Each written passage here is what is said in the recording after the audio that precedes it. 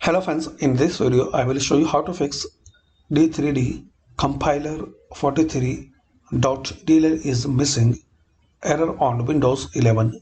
So firstly open any web browser. Now here guys you have to type DirectX and user runtime web installer. So type this text in search and click on this first link. Now click on download.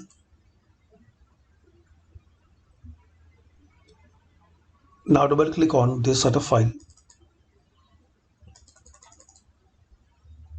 If it will ask permission, so click on yes. Now accept the agreement. Then click on next. Uncheck install the big bar. Then next. And complete this installation process. Now once you see installation complete, click on finish. Click on start and restart your PC or laptop. So hopefully guys, after restart we can fix and we can resolve d3d compiler 43.dll is missing error on Windows 11. Thanks for watching. Please comment this video work for you or not.